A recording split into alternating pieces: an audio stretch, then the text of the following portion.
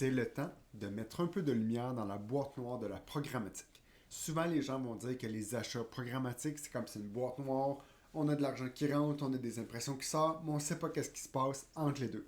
Alors qu'en réalité, c'est vraiment le contraire.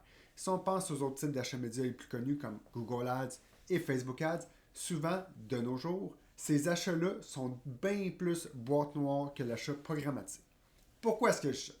Les achats programmatiques, on a un contrôle sur le ciblage de façon granulaire au niveau de l'audience et du contexte. Que ce soit cibler des sites web précis, cibler des audiences super précises, des audiences Google, des audiences de parties tierces, etc. On a un ciblage de façon granulaire. On peut cibler les sites qu'on veut, on peut cibler les sites qu'on veut pas, on peut cibler entre les deux les mots-clés qu'on veut, les mots-clés qu'on veut pas. On peut y aller vraiment de façon granulaire. On veut une campagne juste sur 1000 sites, on peut avec les achats programmatiques.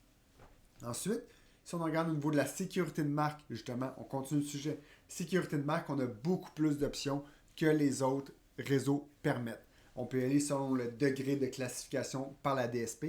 On peut y aller avec le serveur publicitaire, qu'est-ce qu'il permet de faire ou non. On peut y aller avec les différentes ententes qu'on a avec les partenaires programmatiques, les niveaux qu'on veut aller. On peut enlever des mots-clés, on peut enlever des chaînes YouTube, on peut enlever des catégories, on peut enlever des grandeurs d'images, des grandeurs de vidéos, on peut enlever un seuil de viewability.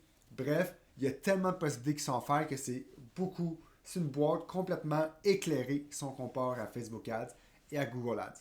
Maintenant, j'arrête pas de comparer les deux, entre autres parce que si on pense à Google Performance Max, c'est comme la boîte la plus noire qui existe. On sait qu'on met de l'argent, on ne sait pas qu'est-ce qui se passe avec. Tandis qu'en programmatique, c'est l'inverse. On met de l'argent et on sait qu'est-ce qui en sort. Ce qui m'amène au troisième point, les rapports. Les rapports sont très granuleux. Encore une fois, c'est le mot du jour granuleux avec la programmatique. On peut voir exactement les métriques par site, les métriques par audience, les métriques par ci, par ça.